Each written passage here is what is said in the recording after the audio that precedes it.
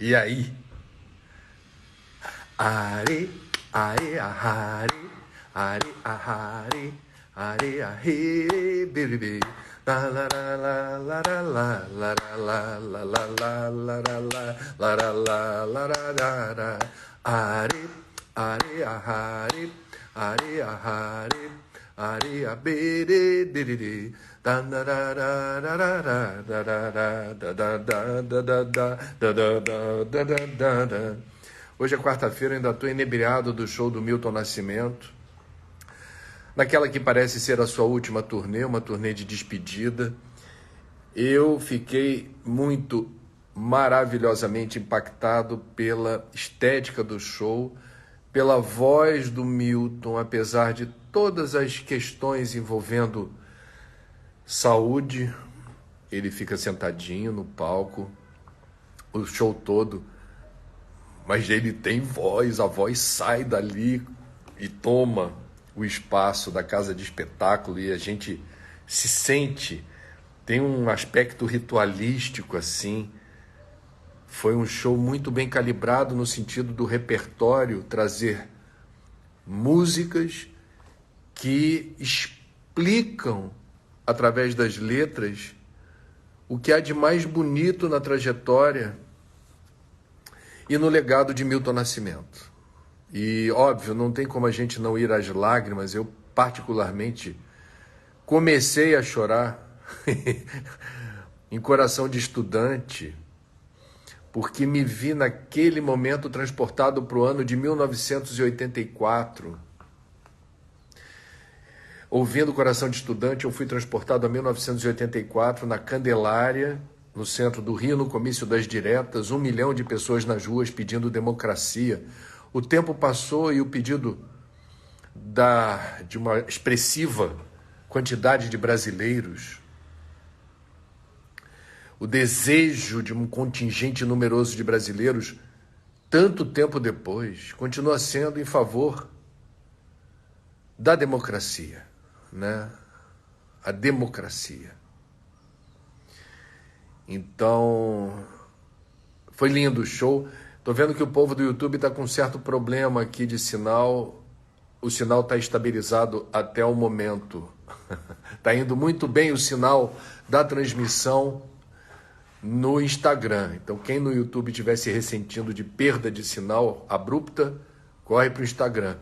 Falo aqui do meu encantamento nesse show do Milton Nascimento e no dia em que Caetano fez oitentinha e que fez um show ao vivo igualmente maravilhoso, que eu assisti depois a gravação, celebrando em família essa data redonda, essa efeméride tão forte, né? 80 anos.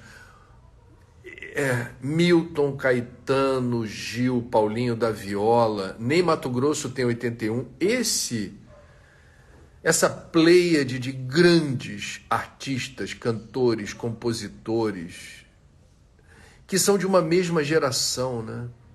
Eu, como espírita, fico pensando assim, já que não acredito no acaso, né? Nessa sincronicidade positiva, que fez com que, no mesmo período, essas figuras luminares da nossa música pudessem vir ao Brasil e deixar esse legado e continuam exuberantes, produtivos, né? É uma coisa fantástica isso, é uma coisa fantástica. E é bonito também, no final do show, Milton Nascimento chama ao palco toda a equipe, a começar pelo filho dele. Caetano se apresentou em família, Gil se apresentou em família. É importante, é bonito a gente ver essa deferência à família e, mais do que isso, o envolvimento com a música, que se perpetua e se desdobra na linha do tempo, né? O Brasil, gente, é um país que tem uma cultura fabulosa. E a gente está fazendo o recorte aqui da música dos grandes mestres que reverenciamos, da música brasileira, mas com toda franqueza, se você pega esse mosaico cultural do Brasil, que é um país grande, densamente povoado, ricamente adornado com as mais diversas sensibilidades, genialidades, verves artísticas. Esse é um país riquíssimo. Como é que mede a riqueza de um país? Por favor, não fique prisioneiro do PIB, Produto Interno Bruto. O Brasil tem na sua alma a sua grande riqueza e patrimônio, e essa alma é a nossa cultura pobre daqueles que desprezam, que sabotam política cultural. Eles passam, eu passarinho, como diria o poeta gaúcho. Então, lindo o show do Milton, quem puder assista. Lindo ver essa geração chegar aos 80 fazendo o que eles estão fazendo, né? Porque não é trivial. E ajuda ou corrobora naquilo que dias atrás, no Papo das 9, falávamos sobre uma nova forma da gente encarar a idade avançada. Aquele clichê do vovô ou da vovó com 80 anos, muito recolhidinho ali, sem muito movimento, sem muita atividade, sem ter muito o que fazer, não é uma regra como já foi, né? Não é algo que a gente hoje vá entender como sendo a melhor tradução de uma pessoa que chega aos 80. Simples assim. E há quem vá além, com a mesma verve, exuberância, claro, com o novo condicionamento físico, mas com essa disposição. Coração de estudante. Lindo, lindo, lindo. E ele canta essa música, a gente vê a nossa camada mais jovem, né? Nós somos a soma de personas, né? E tem um lado criança, tem um lado adolescente, tem um lado jovem, tem um lado sábio, tem um lado mais irresponsável. A gente é uma soma de personas. Há psicólogos que trabalham terapeuticamente com essa dinâmica de identificar essas personas e dialogar com cada uma delas. Eu acho isso bem interessante. E o Milton, quando canta Coração de Estudante, como eu disse, eu me vejo lá na Candelária com roupa do Colégio de Aplicação da UFRJ, com os meus colegas de turma na rua pedindo democracia. Direta já! Direta já! Eita! Passa esse tempo todo, o que a gente hoje quer? A gente quer que respeitem a democracia, respeitem o sistema eleitoral, respeita a urna eletrônica, respeita a vontade popular. O resto, a gente se vira. Vamos com minutos de sabedoria. Lá vamos nós. Evocando aqui os amigos invisíveis para que se compadeçam de nós, das nossas limitações, falhas, erros, nossas imperfeições. E que ainda assim a gente possa ter a graça de abrir o livrinho na página mais indicada para esta manhã. Então que eu seja um meio adequado, uma ferramenta útil, um instrumento maleável, fiel a esse propósito. Que eu possa abrir de fato minutos de sabedoria na página indicada para o estudo dessa manhã. E eu abri aonde? 244. O que diz a página 244? Deus está em toda parte ao mesmo tempo e, portanto, está também dentro de você, em redor de você, vendo o que você faz, sabendo até o que você pensa. Se você sofre é porque a dor lhe trará benefícios futuros, e não por vontade de Deus. Olha isso, vou repetir. Se você sofre é porque a dor lhe trará benefícios futuros, e não por vontade de Deus. Você deixa seu filho sofrer na cadeira do dentista, porque este beneficia seu filho, mesmo fazendo que ele sofra. Deus age também assim conosco. Coitado dos dentistas, né? Esse livro é de 1960. Já naquela época o dentista tinha a fama que nunca abandonou essa categoria por causa daquela, penso eu, maquininha, né? Aquela broquinha para fazer remoção de cárie. Aí o povo, com anestesia. Anestesia é uma bênção, né? Eu brinco dizendo assim, toda noite a gente tem que agradecer a alguns inventores que propiciaram maior conforto de vida para nós. Um deles é o inventor da anestesia, vamos combinar. Quando você acompanha a história da medicina, as primeiras cirurgias, as primeiras intervenções, não queira saber os detalhes de como as pessoas ficavam sedadas. Você não vai gostar. Viva a anestesia. Então, a dor que um pai ou uma mãe permitem que o filho ou a filha sofram quando tem, por exemplo, um tratamento dentário mais sensível. Eu, por exemplo, arranquei 4 sisos inclusos e numa das idas ao dentista, eu fui com meu pai foi companheiraço, foi comigo lá, segurou o rojão. Na época que eu fiz isso, eu me lembro, martelinho de ouro, sabe o martelinho de ouro da lanternagem de carro? Tem o martelinho de ouro, né? Eu me lembro do cara meter martelo na minha boca, pô. Eu saí de lá parecendo um Popeye, sabe aquela história que incha? E fiz 2 de cada vez, 2 sisos. Povo do YouTube que está reclamando do sinal, que hoje está meio instável, vai para o Instagram, que está limpinho, né, pessoal? Até o momento está tudo bem aqui com o sinal do Instagram. YouTube está meio instável. Aí a Claudineia está dizendo, a conexão está ruim porque choveu no Rio de Janeiro, acontece isso. Tem a ver com chuva, é? Bom, então vamos lá. Deus está em toda parte ao mesmo tempo, inclusive dentro de nós. Nós temos uma visão ancestral de Deus como sendo um ente superior em algum lugar do céu.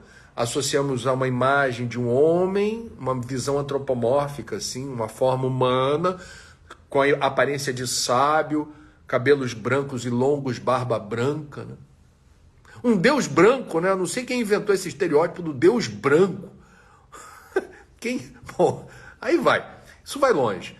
Nós precisamos, eu vou ser bem direto aqui numa sugestão. Acho interessante desconstruir a ideia de um Deus que se revela através de uma forma humana.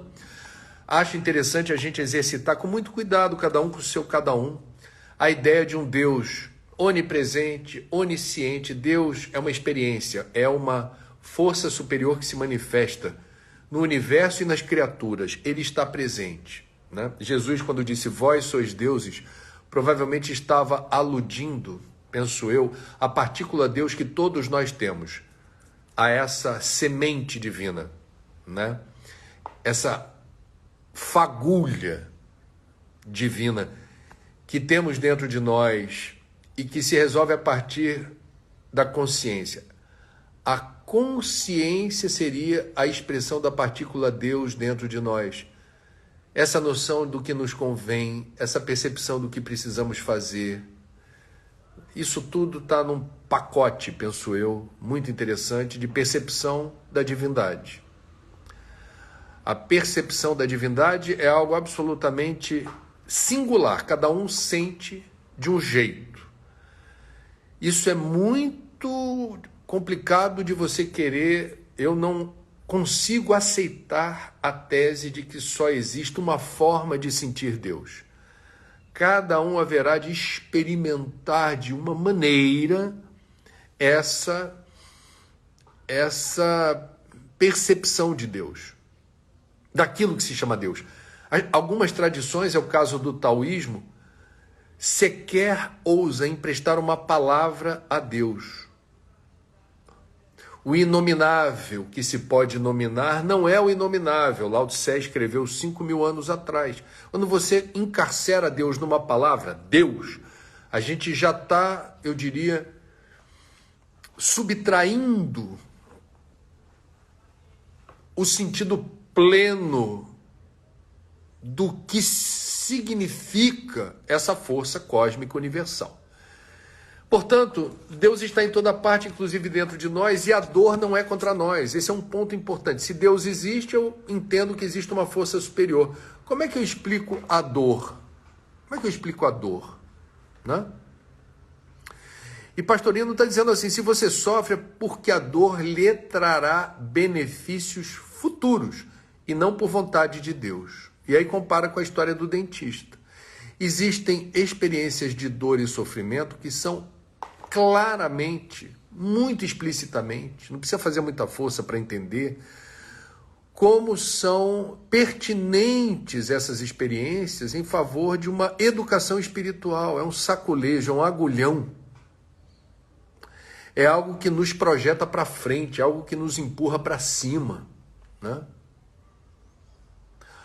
A dor é didática, o sofrimento é pedagógico. Tem gente que não gosta dessa associação, mas para mim faz todo sentido. Toda dor traz embutida uma possibilidade da gente crescer.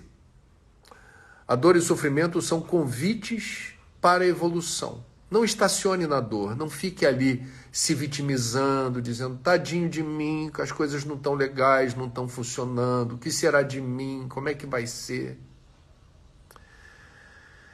Não seria a melhor resposta, né? A partícula Deus que está dentro de nós faz o que está ao nosso alcance. E se for o caso, pede ajuda. As forças espirituais à nossa volta e a quem estiver por perto. Não é feio pedir ajuda. Feio é sofrer sozinho, sem entender que a dor, por vezes, é um convite para que a gente suplante um orgulho que nos impede de pedir ajuda. A dor, às vezes, tem o único propósito de amaciar o que é muito espinhento. As pessoas que se julgam autossuficientes, eu sei de mim, eu sempre me virei sozinho. Aí tem um dia que você precisa de ajuda e você fica acanhado, dizendo, não, poxa, agora eu estou sem graça, como é que eu faço? Faz. A gente precisa. As pessoas estão muito agressivas, né? A gente está muito pronto para agredir. A gente precisa desarmar essa bomba relógio, porque isso só eleva a atenção do coletivo. Isso não nos favorece, em nenhuma hipótese. Mais uma vez, falando para o povo que está no YouTube, o sinal do YouTube, por alguma razão, não está legal. Meu Wi-Fi está bom, tanto que o Instagram está, bombando. Então, hoje, excepcionalmente, você que está no YouTube, se possível, faz essa migração lá para o Instagram, tá? Excepcionalmente hoje. Peço desculpas, mas está fora do meu controle essa situação. Mas vou reportar à operadora que cuida dos meus interesses. Vamos lá. Sugestão de livro para hoje. Sugestão de livro para hoje. Amém. Surgindo na tela o livro que eu ganhei de presente com dedicatória do autor.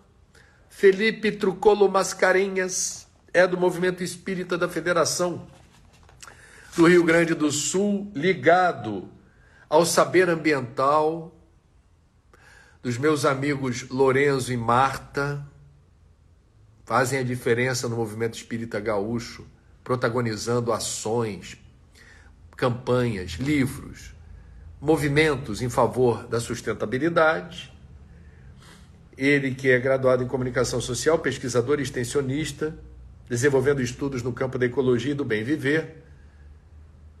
É lá do Centro Espírita Leão Denis de Porto Alegre e ele lançou o livro, gente. Obrigado pela dedicatória, Felipe. As Perguntas de Jesus. O livro é bem interessante, o título já traz aqui uma curiosidade. Na quarta capa ele diz, se você pudesse ficar frente a frente com Jesus, o que diria? E se ao invés de falar, você ouvisse uma pergunta? Então, nós temos o livro dividido em capítulos em que Jesus faz perguntas. É interessante porque em algumas tradições, os mestres, Jesus era o rabi, aquele que detém o conhecimento, né? Um mestre na cultura hebraica. A passagem da informação ou da lição estaria associada, né? Associada à pergunta. Então, alguém faz uma pergunta para outra pessoa, que é essa, revestida de sabedoria, de conhecimento. E a pergunta é respondida com outra pergunta. Há uma técnica didática aí. O pessoal está pedindo para eu reiniciar o YouTube, eu vou fazer isso agora. Depois eu continuo aqui com o nosso querido Felipe Trucolo, que está dramática a situação. A pergunta que eu faço aqui é por que o YouTube hoje está tão, eu diria,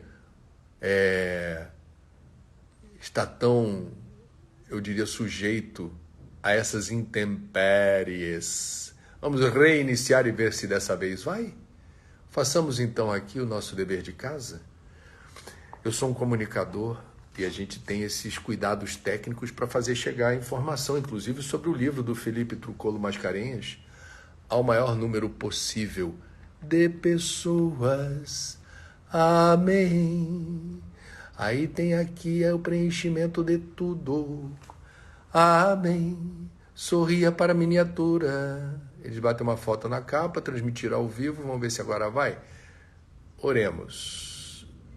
Transmitir ao vivo. E aí, meus amigos, são perguntas que o Felipe, com muito cuidado, teve, digamos, essa inspiração para produzir um livro a partir disso. Reiniciando a transmissão no YouTube para os amigos que estavam incomodados com o pisca-pisca da transmissão. Será que agora vai? Buenos dias, camaradas, que passa? Não, tá ruim. Paciência. Qual o teu nome? É o primeiro capítulo, retirado de Marcos. Depois, qual é a outra pergunta? Companheiro, a que vens? E aí há toda uma digressão para mostrar qual o sentido da pergunta feita por Jesus. Que ensinamentos a pergunta traz? Que buscais? Capítulo 3. E vai embora. Bem interessante. Quantos pães tendes? Qual é o sentido dessa pergunta? Orai para que não... Por que dormir? Ou por que dormis? Orai para que não entreis em tentação. E vai embora. Como leis? Só pergunta. Que palavras são essas que trocais entre vós enquanto caminhais? Olha que barato. Eu não conheço outro livro que tenha feito, digamos, uma edição a partir das perguntas registradas pelos evangelistas. E isso rendeu um livro inspiradíssimo, que traz visões assim muito interessantes, eu diria apaziguadoras e esclarecedoras do Evangelho, a partir do trabalho do nosso querido Felipe Trucolo Mascarenhas. Felipe, muito obrigado, parabéns pelo seu trabalho, manda um beijo nesse povo da Fergs todo, que eu adoro, o povo do saber ambiental, que eu adoro. Os gaúchos fazem a diferença na história do movimento ambientalista, quando você estuda o movimento ambientalista no Brasil, e dentro do movimento espírita gaúcho, vocês têm protagonismo também. É uma coisa impressionante. Inclusive, na reedição do livro Espiritismo e Ecologia, é um novo livro, é uma reencarnação com novos conteúdos, um dos capítulos novos chama-se Ativismo Ambiental no Movimento Espírita. E quem abre os trabalhos é o Saber Ambiental da Fergs. Está lá. Fergs. Eu estou falando de Fergs com sotacão carioca aqui. A Fergs. Fergs. Né? Vamos lá. Meus amigos, doação. Ontem tivemos a primeira página do jornal O Globo, trazendo uma foto absolutamente chocante, de cima para baixo, o fotógrafo pegando de cima um caminhão de lixo no centro do Rio de Janeiro, na Rua do Resende, pegando o material descartado pelo supermercado, que são alimentos fora do prazo de validade ou estragados. Esses alimentos, antes de serem colocados no caminhão de lixo, o fotógrafo registrou um grupo de 5 a 6 pessoas, que os lixeiros deixaram essas pessoas antes do lixo entrar no caminhão, reviraram esse material para levar para casa, para suas famílias, o que fosse possível. O que fosse possível. Eu fiquei muito chocado porque na hora eu me lembrei das mesmas cenas que eu já vi em lixões, e vou dizer o nome dos lugares que eu vi isso de perto, fazendo matéria como jornalista. Eu vi isso em Jardim Gramacho, no aterro em Caxias, para onde era levado todo o lixo do Rio de Janeiro de uma forma caótica. O caminhão de lixo chegava, despejava o lixo no aterro, o pessoal escalava já fazendo a retirada do que lhe parecia ser alimento. E vi isso na Estrutural, que foi o maior lixão da América Latina, aonde? Em Brasília. Eu estive na Estrutural 2 vezes fazendo matéria, porque aquilo era uma coisa descomunal, vendo exatamente essas pessoas retirando do lixo, com materiais contaminados, com sujeira, o que lhes parecia ser ainda servível como alimento e nutriente.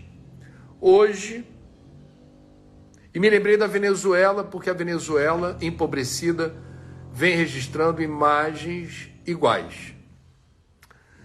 Hoje, na primeira página do Globo, outra foto dando sequência anterior. É de um homem, eletricista, pintor desempregado, o nome dele é Ivanir Júnior, que ele era uma das pessoas que estava fuçando o caminhão de lixo, querendo levar para casa, porque ele está desempregado e alimenta a família dele com aquilo que é descartado como lixo, especialmente por supermercados. Ele teve a casa condenada num morro por conta de deslizamento, mora com 9 parentes numa ocupação no centro do Rio e está se virando. Olha como é que o Globo chamou a declaração dele. Deus não deixa que a gente passe mal. Deus não deixa que a gente passe mal. Eu fico assim encantado com as pessoas que não têm casa para morar, não têm certeza da próxima refeição, mas de alguma maneira, por caminhos tortos, elas reúnem forças para não desistir, seguir em frente e levar para casa os nutrientes necessários para manter um mínimo de nutrientes para cada pessoa que vive ali nessa situação. É muito comovente. Eu fiquei muito comovido com essa primeira página do dia de ontem. Acho que o Globo acertou publicando isso.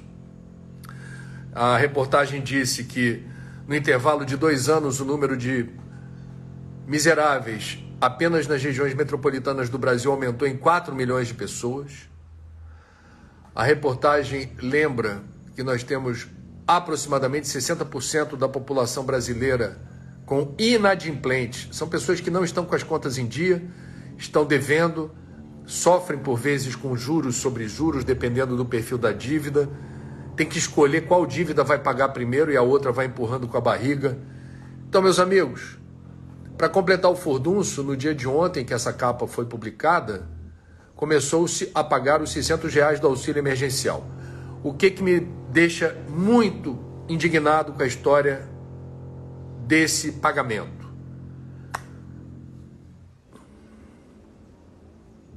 Ele tem prazo de validade, só vai até o final do ano, e ele ocorre justamente no período pré-eleitoral. Se esse governo tivesse minimamente interessado em resolver o problema das pessoas que têm fome, estão desassistidas, estão desesperadas porque não têm renda, por que deixaram para fazer isso a 2 meses das eleições?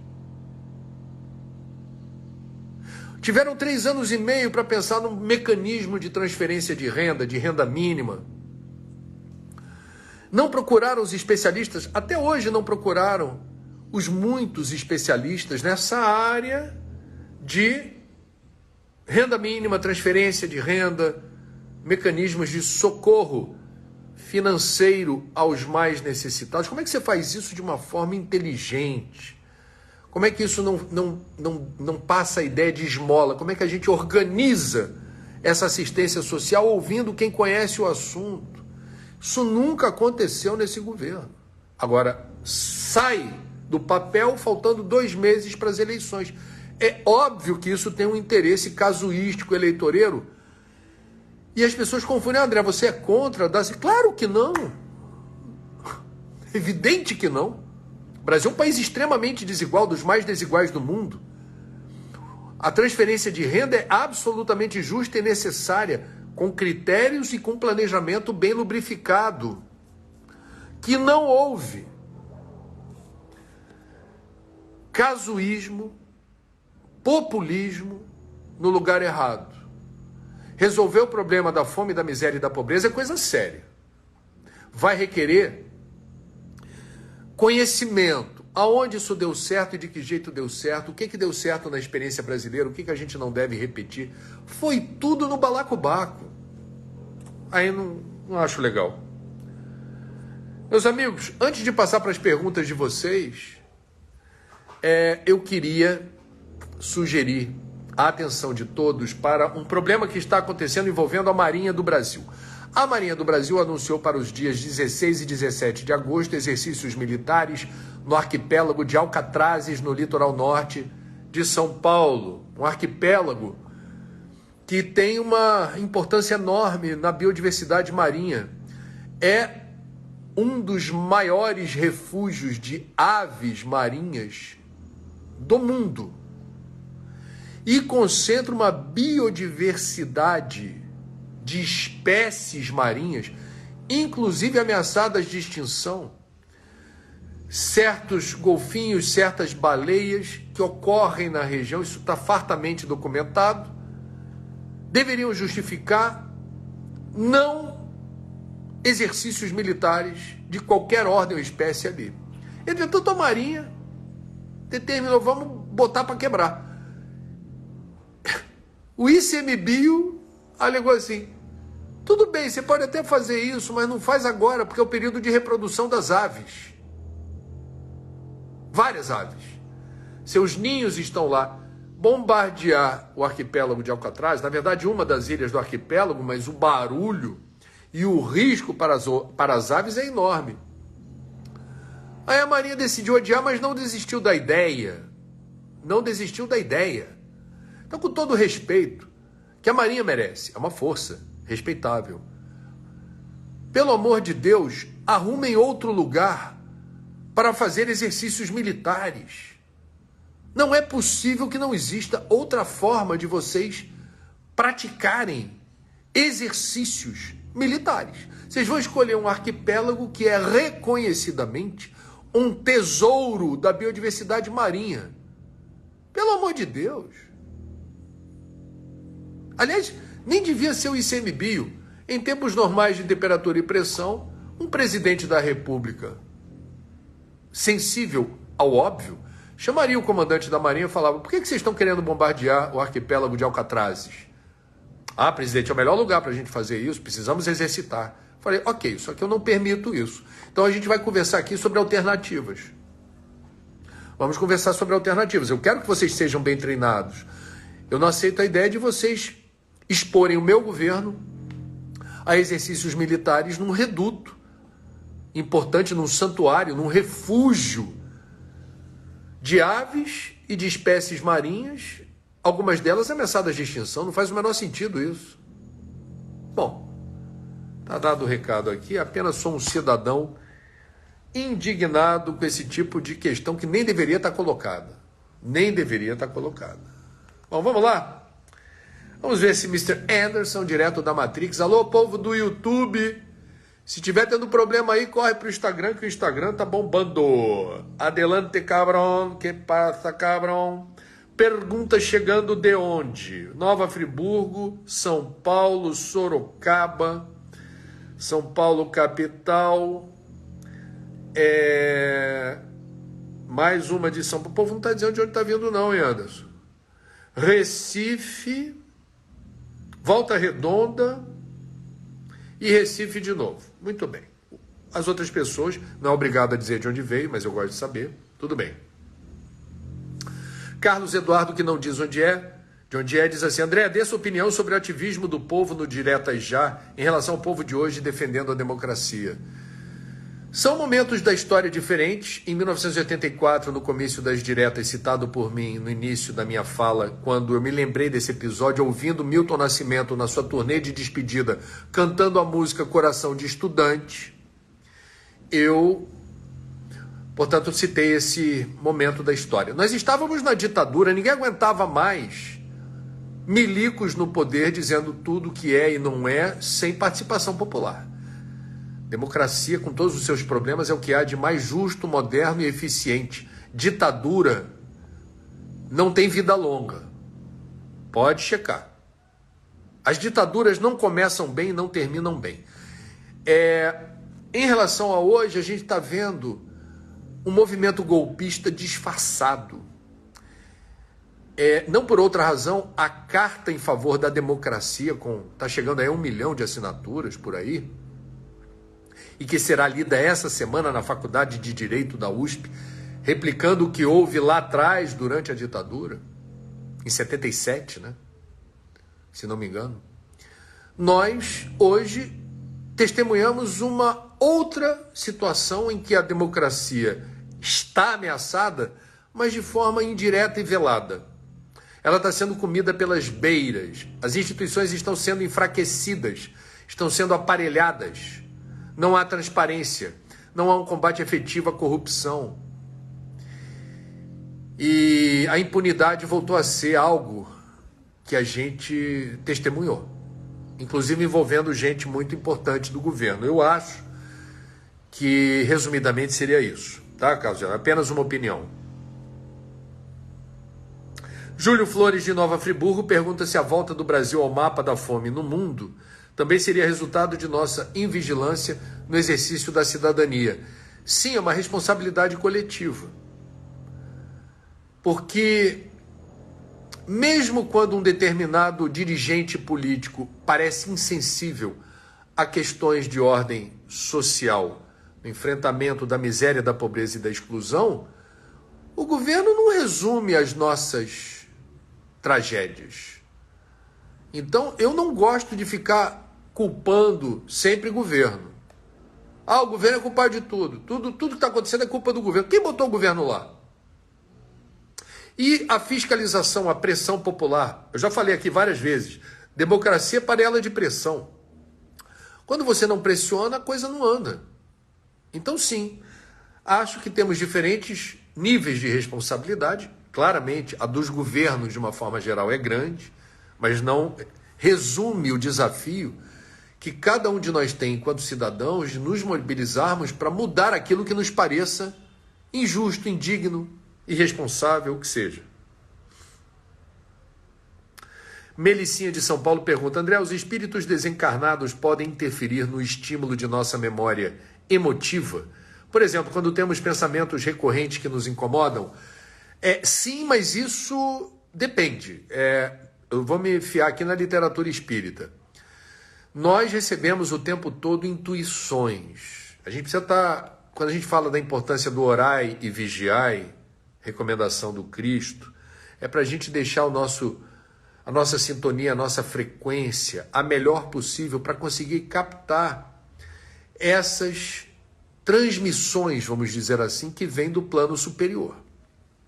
Uma pessoa que consegue ter o asseio, a higiene mental em dia, em tese, ela está apta a captar com mais facilidade a irradiação desses pensamentos que eventualmente podem evocar, sim, certos sentimentos. Agora, por que eu disse depende? Existem situações que nossos guias e mentores deliberadamente se omitem para que a gente, de forma soberana, realize as escolhas, por exemplo, no meio de uma tempestade de sugestões malignas, ok? Uma tempestade de sugestões malignas. E você se afina com esses pensamentos. A espiritualidade maior pode se reservar no direito de dizer: deixa ele, deixa ela. Porque houve sintonia. O meu tutelado está escolhendo seguir um caminho que eu não queria que ele seguisse. Mas ele escolheu. Portanto, que ele arque com as consequências. A gente está aqui para dar a proteção, mas respeitando o livre-arbítrio. respeitando o livre-arbítrio. O livre-arbítrio é soberano. Então, nós escolhemos os caminhos que nos parecem os mais convenientes. Paulo nos disse certa vez, tudo posso, mas nem tudo me convém. Então, a espiritualidade superior, e cada caso é um caso, haverá de, em algum momento, vendo que a gente está fazendo a escolha errada, não interferir.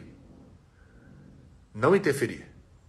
Porque evolução é mérito. Se você fica toda hora que vai fazer uma besteira, uma voz, não faça isso, e todo momento que você estiver prestes a fazer uma besteira, ouve uma voz dizendo não faça isso, qual é o mérito que você tem de realizar suas escolhas? Existem momentos especiais que a espiritualidade pode até ter permissão para interceder. Mas nós somos responsáveis diretos pelas escolhas que fazemos, penso eu.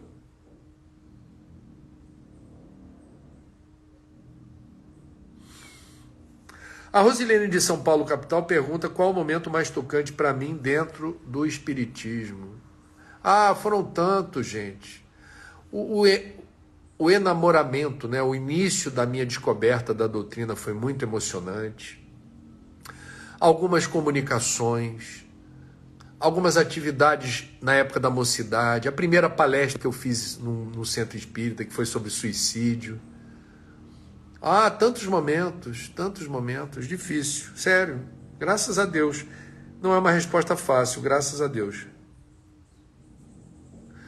Lourice Souza, não diz de onde é, pergunta o que dizer dos pronunciamentos violentamente intolerantes contra religiões de origem africana, demonizando o adversário político e até afirmando que ele teria vendido a alma para ganhar as eleições. Isso é abominável. Não é a primeira vez que isso acontece. Qualquer religião que para crescer demanda ataque raivoso contra qualquer outra tradição, demonstrando preconceito e intolerância, não merece ser chamada de religião. Não consigo imaginar um Deus que admita, aceite, se preste a fomentar o ódio religioso. Vou repetir porque é uma impressão minha que eu acho muito importante. Nenhuma religião, para merecer ser chamada assim, poderá se calçar no estigma de outras tradições, demonizando outras tradições, manifestando preconceito e intolerância. Não merece ser chamado de religião. Porque nenhum Deus merece ser chamado de Deus quando é usado ou evocado para sustentar manifestações de preconceito e intolerância. Deus é amor, Deus é respeito, Deus é paz. É simples, não tem muito o que explicar, é simples. A ideia de Deus pressupõe respeito, tolerância e amor. Você pode não entender outra tradição, você pode ter até as suas críticas, ok. Quando você usa a religião que você segue como motivo para perseguir outra tradição, perdeste a razão na largada. Perdeste a razão na largada. Quero lembrar um livro, se não me engano, chama-se Loucura e Obsessão, Manuel Filomeno de Miranda, psicografado por Divaldo Franco, em que Bezerra de Menezes faz uma excursão levando espíritos espíritas para um terreiro de Umbanda, e lá os espíritos espíritas ficam meio incomodados, dizendo assim, mas Bezerra trouxe a gente aqui por quê? E Bezerra, prestem atenção nesse trabalho e depois a gente conversa. Ao final dos trabalhos, Bezerra chama a atenção dos confrades e diz: creio que vocês perceberam como esses nossos irmãos, que têm outra linha de fé, praticam aqui o Evangelho de Jesus e, portanto, merecem respeito. É só uma pílula que eu acho importante resgatar aqui, de como quem especialmente se diz espírita não tem o direito, até porque o espiritismo foi perseguido num passado não muito distante, no Estado Novo de Vargas, foi proibido por lei, os centros espíritas tiveram que ser fechados, não podia ter palestra pública. E a gente sabe o que é ser alvo de preconceito e intolerância. Não faz sentido. Não usem a palavra macumbeiro, curimbeiro, porque isso é estigmatizante. É uma vergonha a gente ter, eventualmente, nas fileiras do movimento espírita, quem por ignorância ou má fé estigmatize umbanda, candomblé. Não faz sentido. Tenho muitos amigos umbandistas e candomblecistas, eles me ensinam muito, são pessoas que me inspiram. Já estive em terreiro de umbanda, convidado, já estive em terreiro de candomblé, já vi de perto a beleza da maneira como eles expressam de forma muito respeitosa a fé. E devo dizer, tenho orgulho de viver num país em que existem religiões ou tradições afro-brasileiras. Porque isso expressa, como disse no início do Papo das 9, a riqueza do Brasil. O Brasil é rico porque tem essa diversidade cultural e religiosa. Esse país seria muito chato, pobre, inclusive espiritualmente, se tivesse apenas e tão somente uma linha de fé. Mundo de regeneração, vem logo, pelo amor de Deus.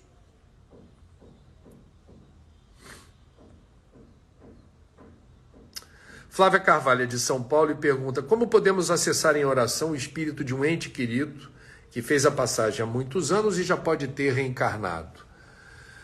Bom, esse espírito que reencarnou, dependendo do nível espiritual dele, em desdobramento no momento do sono, poderá ter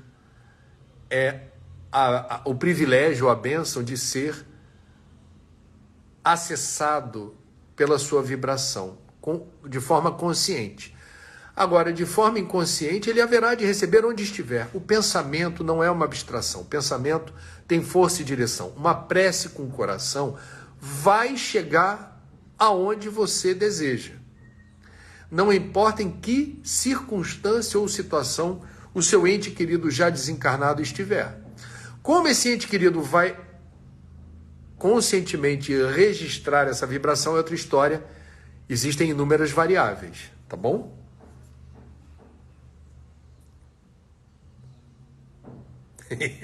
Daniele Brandão, bom dia, colega, é jornalista.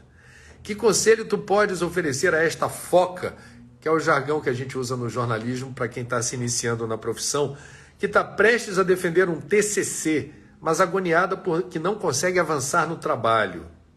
O TCC sendo um reflexo da vida, claro. Bom, eu estranho como é que nessa geração, eu vejo muitos jovens, inclusive do âmbito familiar, que na hora H do TCC dá uma relaxada e não concluem. Então eu diria o seguinte: lembra de tudo que você já passou na universidade, os 4 anos de curso pelo menos, né?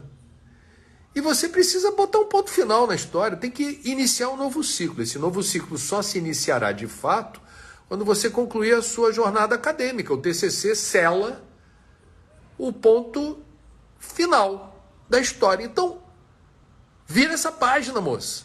Ô, Daniele, vira essa página, porque a gente precisa, tocar a vida. A gente precisa tocar a vida. E a gente não pode ficar estacionado no TCC, porque você não vai ter o teu certificado profissional, o teu registro profissional.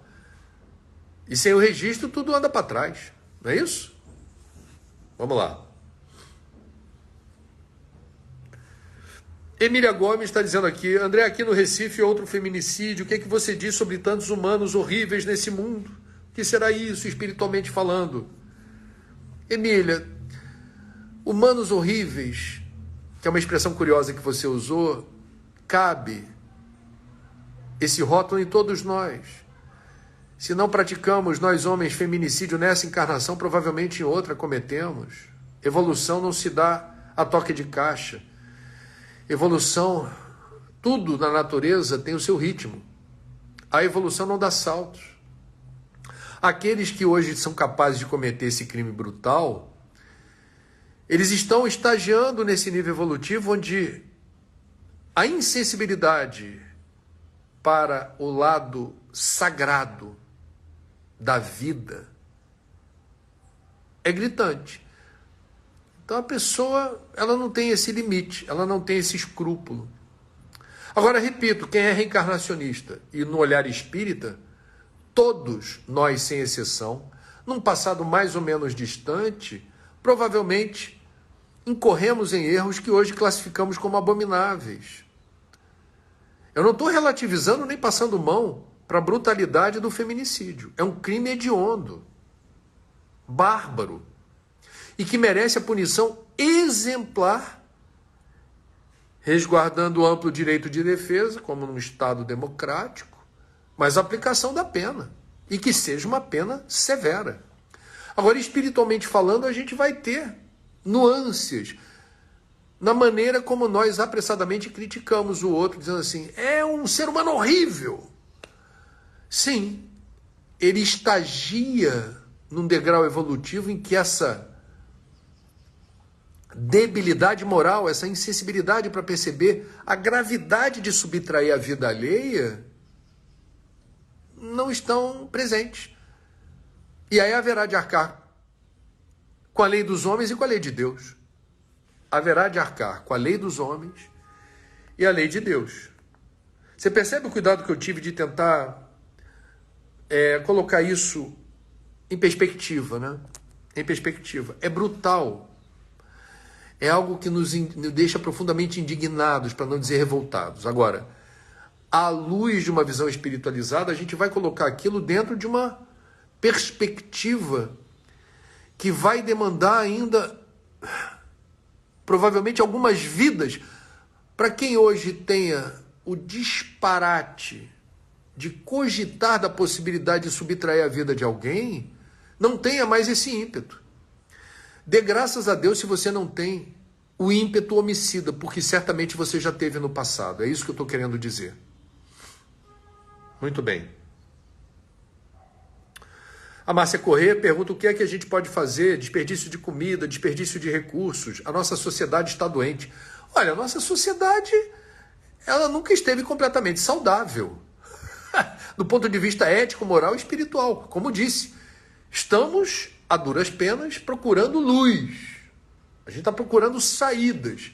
E a gente precisa ter essa consciência cósmica, universal. Senão a gente fica preso ao aqui e agora e fica achando que esse é o pior momento do mundo, que nunca houve uma situação igual a essa. E isso não é verdade. Isso não é verdade, com todo respeito. Então a gente tem que ter, cada um que faça a sua parte da melhor maneira possível, procurando ajudar o coletivo. É o que nos cabe fazer. Essa é a cota mínima de trabalho nessa direção que todos nós... Não adianta ficar dizendo que a sociedade está doente. E a gente se eximir de responsabilidade por essa doença social. Nós somos parte da sociedade. A gente tem que, dentro da sociedade, descobrir meios de reverter processos que nos pareçam escandalosamente impróprios e imorais. É o que eu penso. Entende? A Maria Elisa é de Volta Redonda, Cidade do Aço. André, bom dia. Como você comentou das pessoas não pedirem ajuda, não seria por conta dela ser orgulhosa? Eu coloquei isso como uma possibilidade. Muita gente que precisa de ajuda não pede ajuda por orgulho.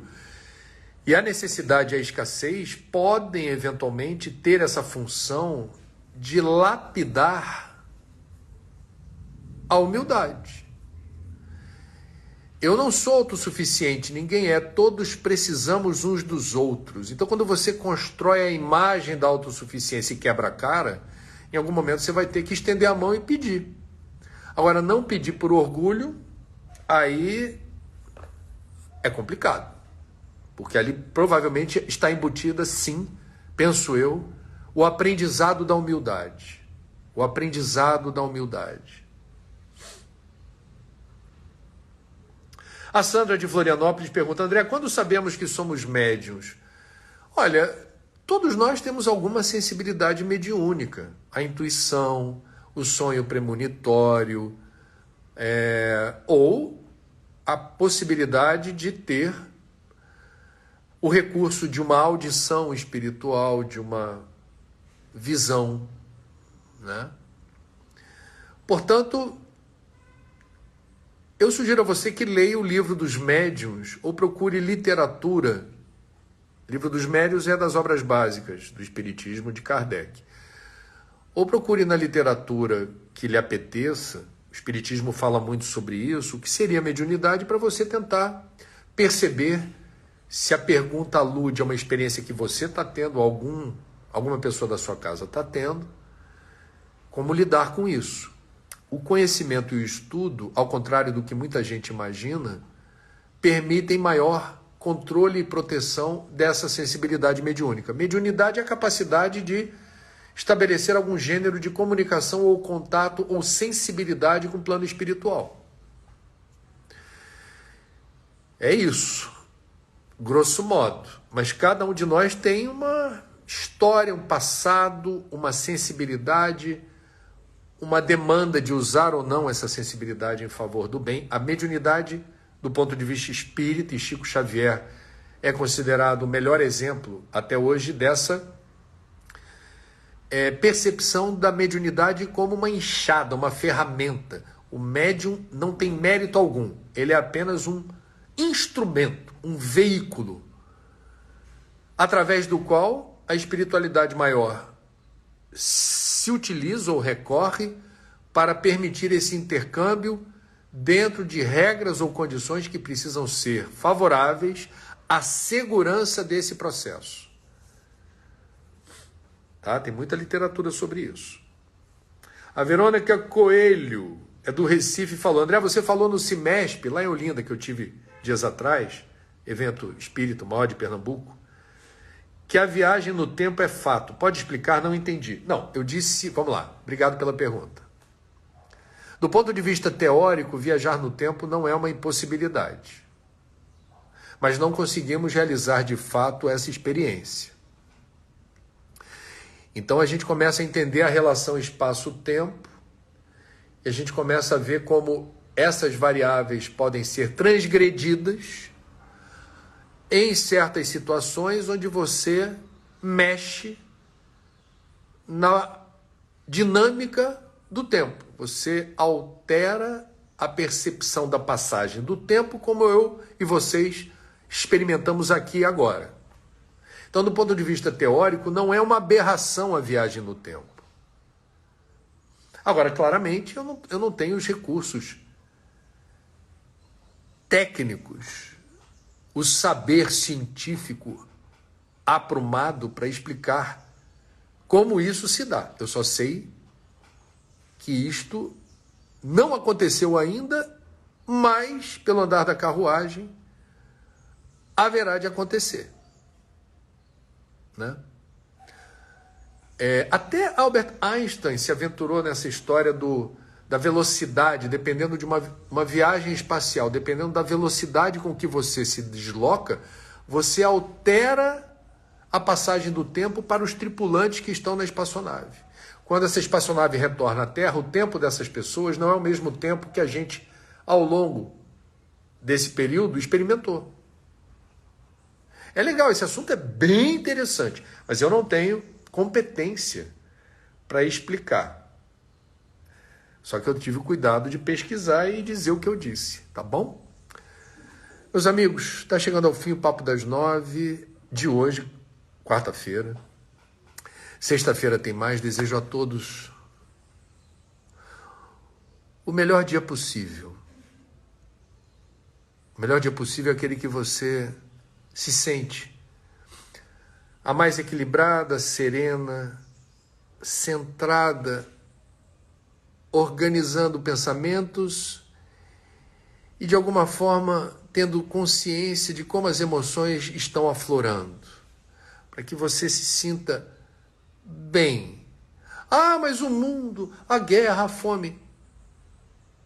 Força, coragem, fé, Jesus no comando da terra, Deus no comando do universo.